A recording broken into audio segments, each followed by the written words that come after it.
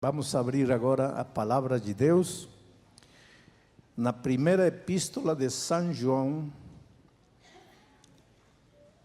o capítulo 1, e esta noite nosso texto serão os versículos 5, 6 e 7. Lembrem-se que João tem uma história para contar.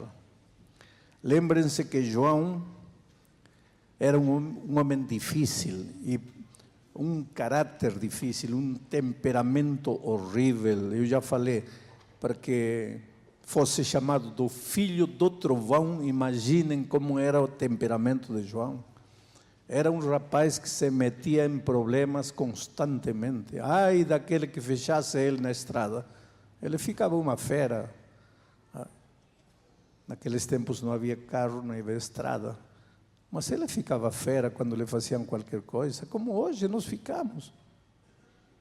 Você sabe que o fato de você ser batizado, e eu estava falando isso para a Andressa, não quer dizer que você é perfeito. Nós, quando nos batizamos, começamos uma caminhada longa, uma caminhada de crescimento. Nesse companheirismo maravilhoso com Cristo, vamos crescendo, e o caráter de Jesus vai se reproduzindo em nossa vida, e lentamente, sem perceber, começam a sair as arestas da vida. E o bravo, João, o filho do trovão, se transforma no discípulo do amor. A obra maravilhosa de transformação que Jesus faz na vida. Agora, triste é quando você conhece Jesus, de adolescente, já está velho e não muda, e continua com o estupim curto, continua nervoso, fazendo problema por aqui, fazendo problema para lá, e fazendo até problema dentro da igreja e dentro da família. Então, o Evangelho não funcionou na tua vida, porque o Evangelho transforma. O Evangelho não informa apenas, o Evangelho transforma. E você tem que se colocar nas mãos de Deus como barro e deixar que Ele molde você, que Ele transforme você, que Ele faça de você um homem novo, uma mulher nova. Vamos ao texto bíblico. Esta é a mensagem que dele ouvimos e vos anunciamos. Quem ouvimos? Quem anunciamos? Está falando dele, João. Esta é a mensagem que dele, de Jesus, ouvi e vos anuncio a vocês. Porque tem uma coisa, quando você ouve e não comunica, não transmite, não anuncia, esse evangelho que você ouve não te serve de nada. Porque o evangelho transforme tua vida, para que o Evangelho faça diferença na tua experiência, você tem que ouvir e em seguida transmitir, ouvir e comunicar, ouvir e passar. É por isso que você tem que procurar uma pessoa, falar de Jesus, trazê-la para Jesus, porque ouvir não te ajuda de muita coisa. Tem gente que diz assim: não sei o que acontece comigo, Deus ouve a oração de todo mundo, mas não ouve minha oração, eu estou cheio de problema, eu estou cheio de dificuldade, e está na igreja há anos. Por que acontece isso? Por que o Evangelho opera maravilhas na vida de tanta gente, e na tua vida não faz nada? É porque você ouve, mas não transmite, não comunica. Por isso, João disse: esta é a mensagem que eu ouvi, e agora eu comunico para você. Por quê? Porque quero crescer na experiência espiritual. Eu sei que se ouço, mas não transmito, não vai acontecer nada na minha vida. Esta é a mensagem que dele ouvi e vos anuncio. Que Deus é luz, e não há nele treva nenhuma. Se dissermos que temos comunhão com Ele e andarmos em trevas, mentimos e não praticamos a verdade. Mas se andarmos na luz, como Ele está na luz, temos comunhão uns com outros, e o sangue de Jesus Cristo, seu Filho, nos purifica de todo pecado. Temos comunhão uns com os outros. Vou começar por aí. Pois João não tinha comunhão com ninguém antes de conhecer a Jesus, porque andava brigando com todo mundo.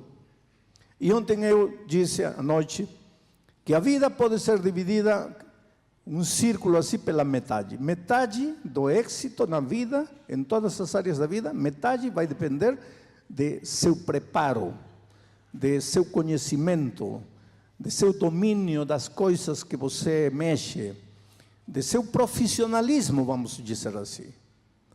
Mas a outra metade depende de seu relacionamento, de sua capacidade de se relacionar com as pessoas, relacionar-se com o chefe, com o colega de trabalho, com o vizinho, relacionar-se com o empregado, relacionar-se com a esposa, com o esposo, com os filhos, capacidade de relacionar-se. É interessante que durante anos as empresas falavam muito no chamado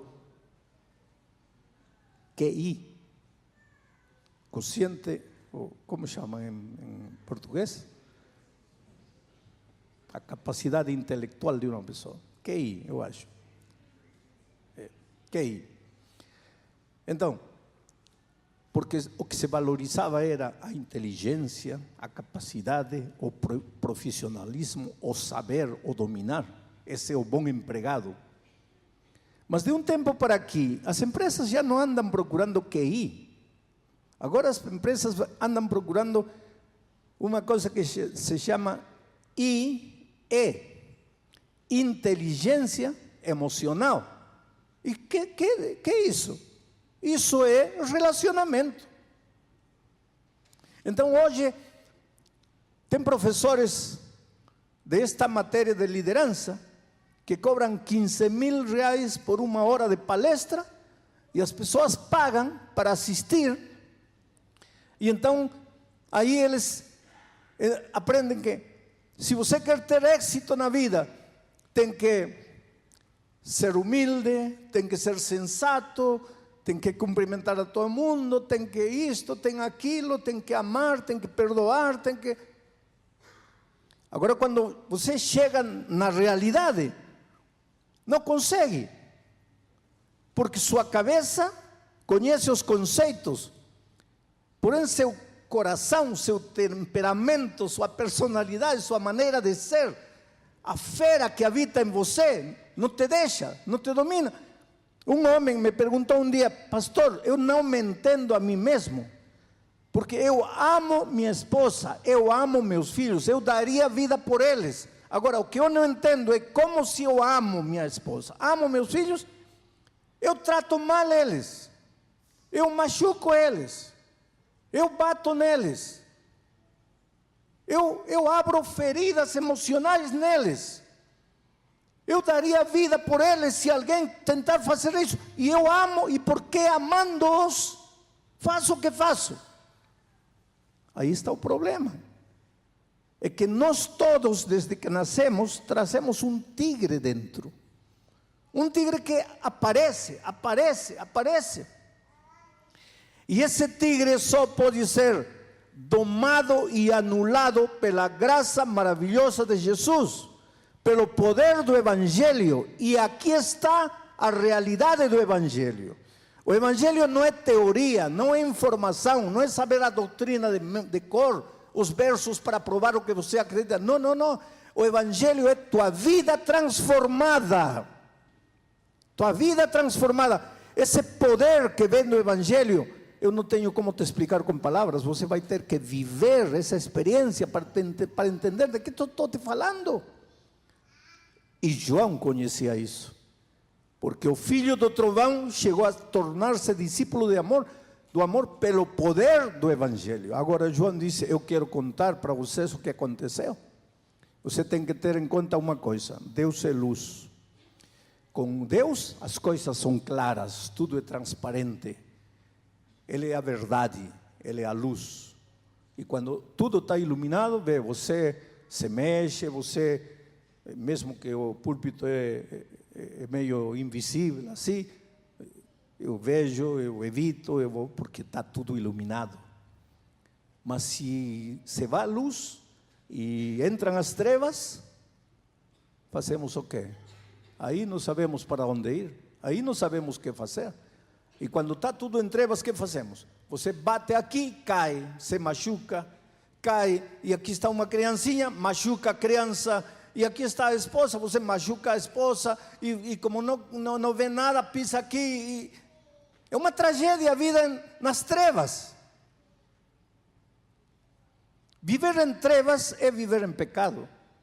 Viver na luz é viver em Cristo. Quando você está em Cristo, todo se ilumina em tua vida.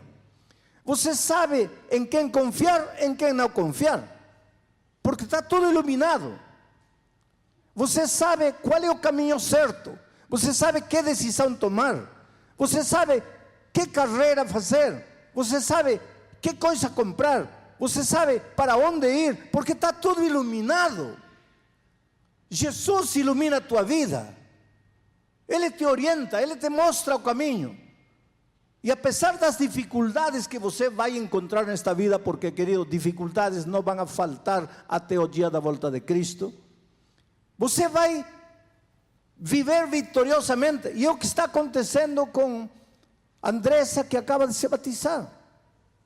Antes de conhecer Jesus, estava o problema, mas ela estava em trevas, não via saída, se desesperava, se angustiava, chorava, se sentia sozinha. Encontrou Jesus, tudo se iluminou na vida. O problema continua, mas agora tem um olhar vitorioso, porque agora sabe o que vai fazer, sabe por onde ir, sabe que ninguém pode machucar você se você não permite que te machuquem. Coloca isso na cabeça, querido. Ninguém vai machucar você se você não permite que te machuquem. As pessoas só podem te machucar com teu permisso. Não dê a ninguém, mesmo que essa pessoa seja teu filho, teu pai, tua mãe, teu irmão, teu esposo, tua esposa. Não lhe dê a ninguém o direito de te machucar. Você só é machucado quando você permite que te machuquem. Mas quando você está nas trevas, você não percebe isso. Você se angustia, você se desespera. Por que viver nas trevas, ou seja, viver no pecado, é tão pernicioso? Por que Deus, e tem declarações terríveis de Deus na Bíblia com relação ao pecado, diz: eu odeio o pecado. Odeio, essa palavra é forte. Naturalmente é palavra humana registrada aí, mas o que quer dizer é: eu não aceito o pecado, eu não suporto o pecado. Por quê? Por um simples motivo. Você é o mais precioso que Deus tem nesta terra. Querido, coloca isso na tua cabeça. Eu sei que nós vivemos num mundo onde, às vezes, a mídia, por exemplo, te coloca na televisão uma mulher bonita, magrinha, linda, com uma pele maravilhosa, toda produzida. Aí você olha a menina linda e você se sente feia e não sabe o que fazer agora. Aí sou uma pobre miserável na vida, como gostaria de ser como isso. Tudo isso é ilusão, isso não é verdade, tudo isso é fantasia. Então, muitas pessoas carregam traumas na vida, carregam essa sensação de derrota, de que não presto, que não sou nada, não sou ninguém.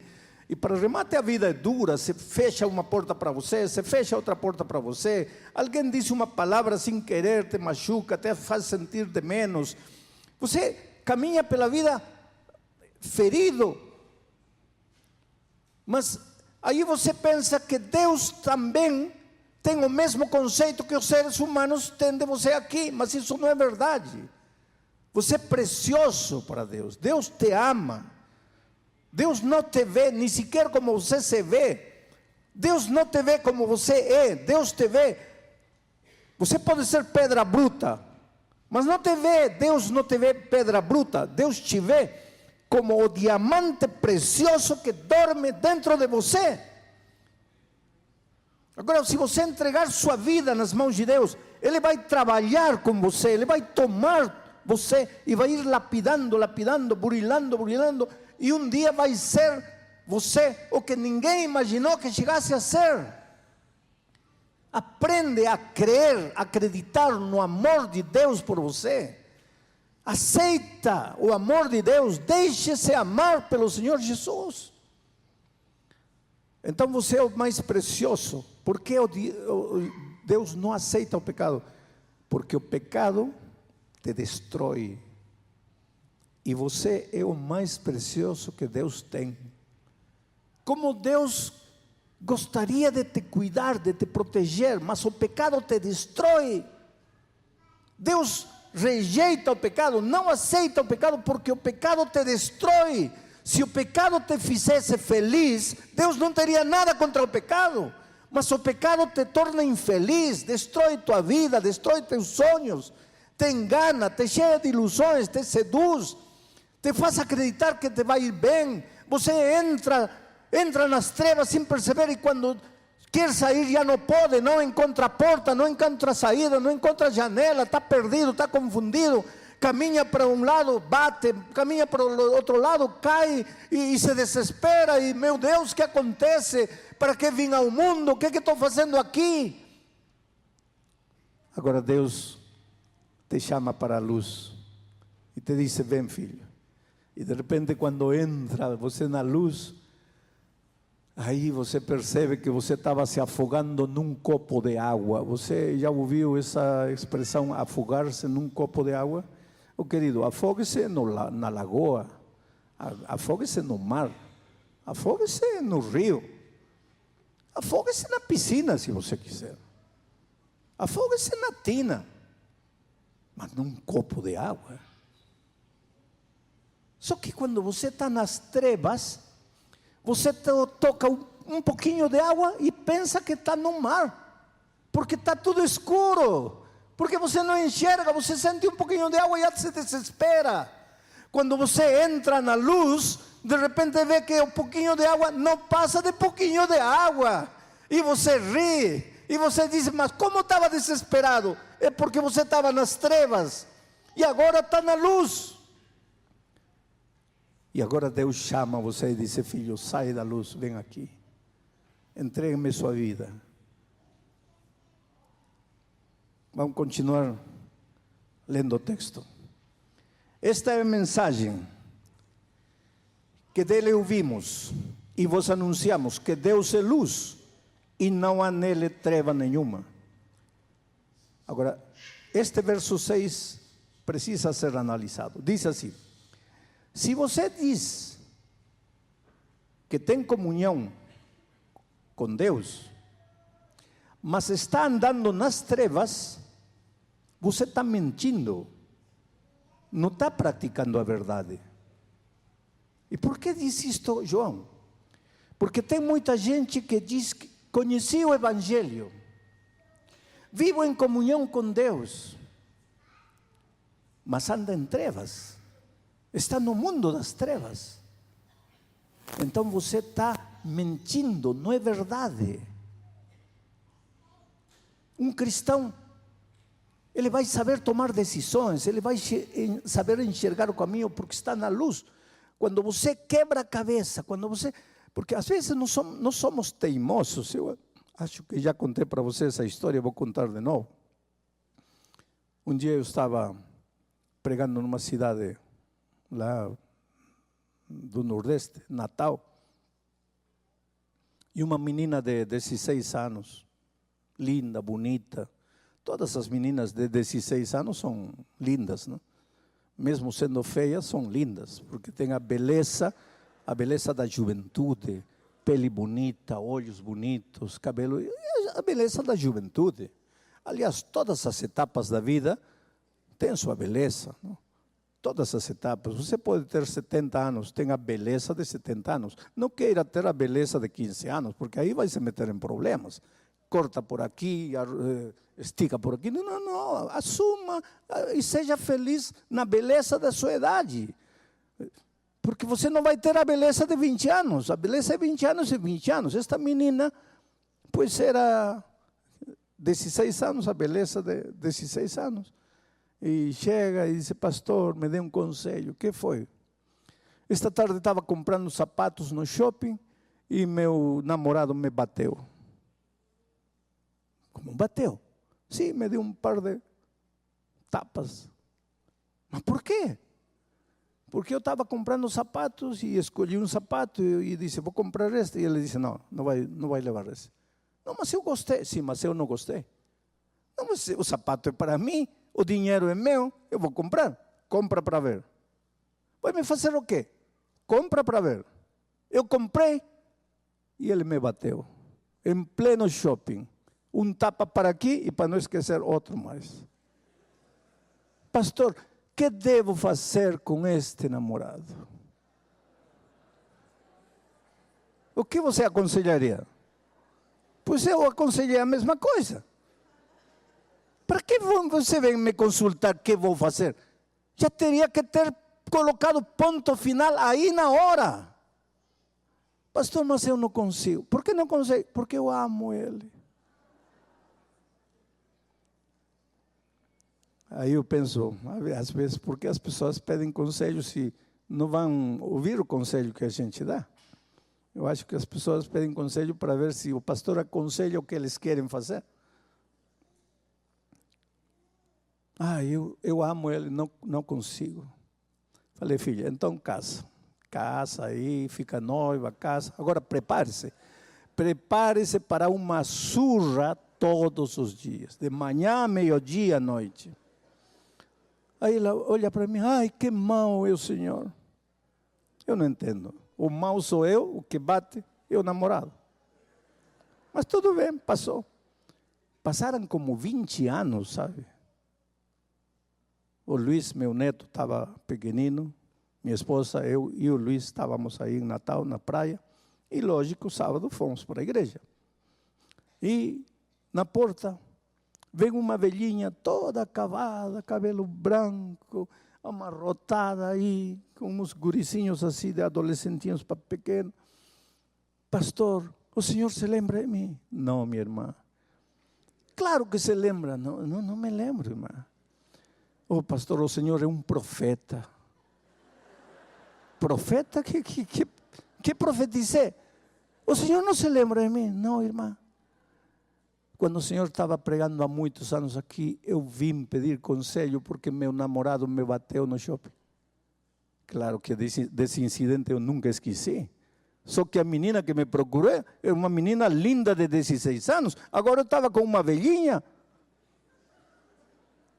Falei: minha filha, que te fizeram? Aí ela disse: pastor, o senhor é um profeta. Tudo que você profetizou se cumpriu. Me casei, me batia de manhã, me batia a meio-dia, me batia à noite, me encheu de filhos. Agora já foi embora com outra mulher. Olha aqui, minha vida. E o pior de todo é que ela começou a chorar. E me disse: pastor, o que Deus tem contra mim? Por que todos são felizes? Por que eu não sou feliz? Lógico, eu não disse nada para ela. Seria muita crueldade dizer alguma coisa. Mas eu te pergunto, querido, por que nós tomamos decisões tontas na vida? E depois pensamos que Deus não nos ouve, que Deus não nos ajuda, que Deus esqueceu da gente. Quando você está na luz, você vê, você enxerga. Quando você está nas trevas, pode te falar meio mundo que você não entende. Você está caminhando no fio da navalha, na beira do abismo, mas não enxerga. Por isso Deus te chama e te chama e te chama: filho, vem, vem, vem. E João diz aqui: não tem comunhão entre Deus e as trevas. Por favor, não diga que você conhece o Evangelho se está andando nas trevas. Não diga que você aceitou Jesus e está andando nas trevas. Porque não pode andar nas trevas e estar em Cristo ao mesmo tempo. Porque se você estiver em Cristo, está na luz. E qual é a luz? Que disse Davi: lâmpada é aos meus pés a tua palavra. Aqui está a luz. Porque às vezes os cristãos somos muito místicos, não? Aí vamos onde Deus e dizemos assim: a ver, Senhor, me revela. Eu já tenho tanta experiência na vida e tantas experiências interessantes que são mais, parecem mais piada que outra coisa. Porque um dia encontrei uma moça aí também, mais ou menos como esta outra, assim, vida destruída, acabada. E diz: o Senhor é o culpado. Por que se eu não te conheço? Porque um dia o Senhor pregou e eu tomei a decisão de dar minha vida, colocar minha vida sob o controle de Deus. E você por isso está sofrendo hoje? Não, pastor. Sim, me disse: sabe o que eu fiz aquela noite?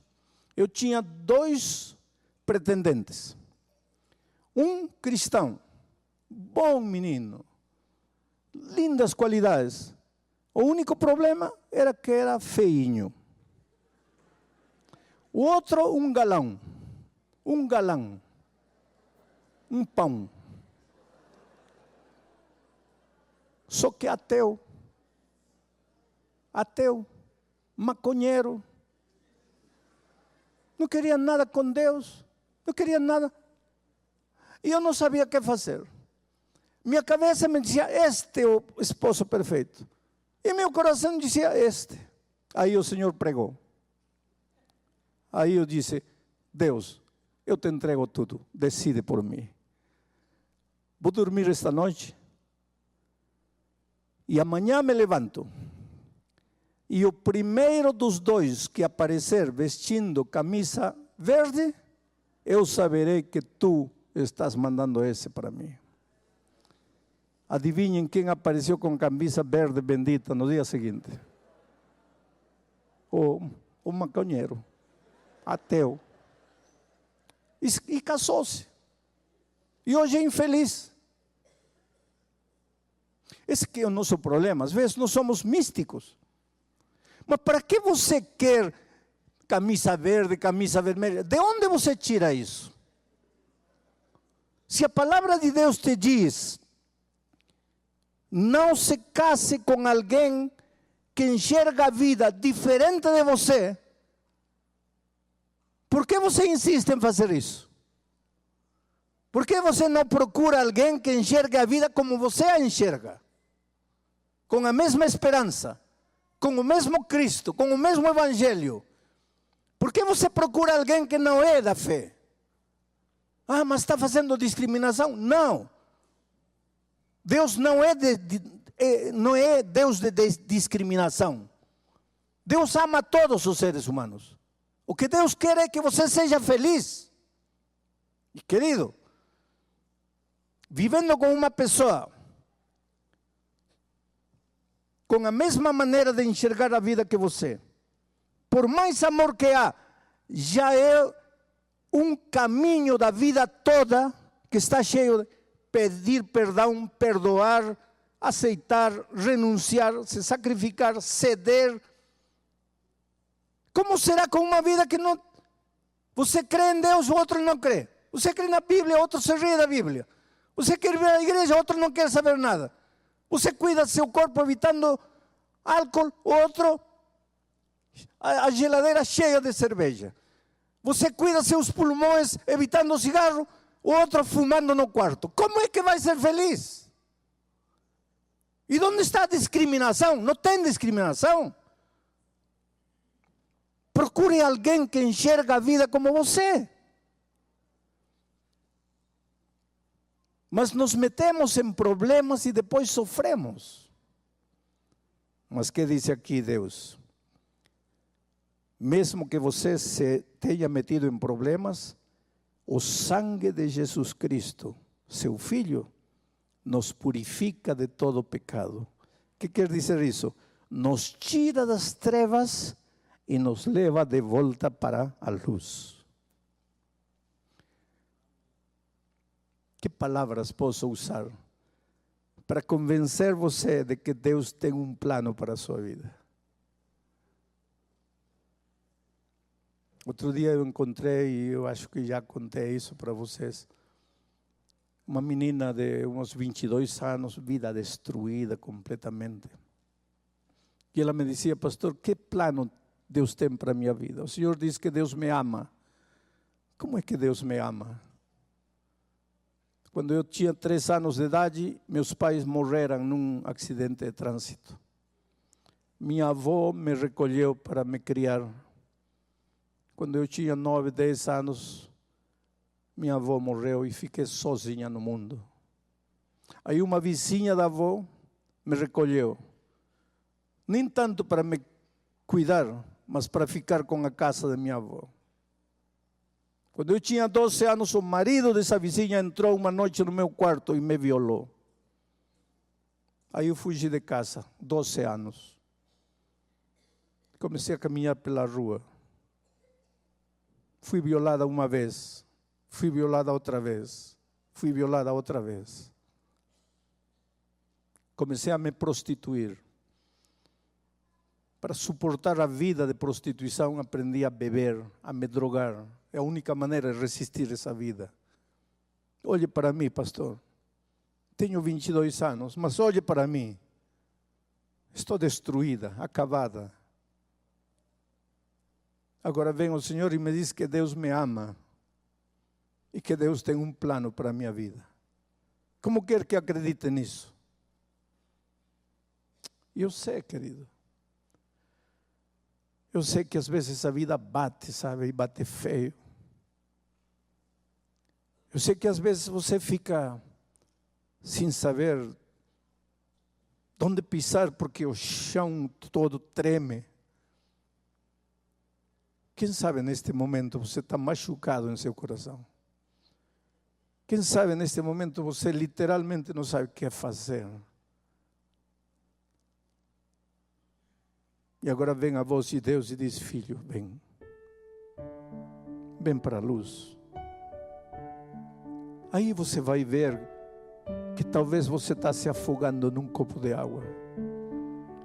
Aí você vai ver que talvez existe saída para o problema que você acha que não tem saída. Aí você vai ver que há uma janela. Aí vai ver que não todo está perdido. E eu te digo em nome de Deus esta noite: não todo está perdido para quem acredita em Jesus. O problema que você está vivendo pode te parecer o maior dos problemas. Não tem saída, não tem solução. Desde o ponto de vista humano, concordo que não.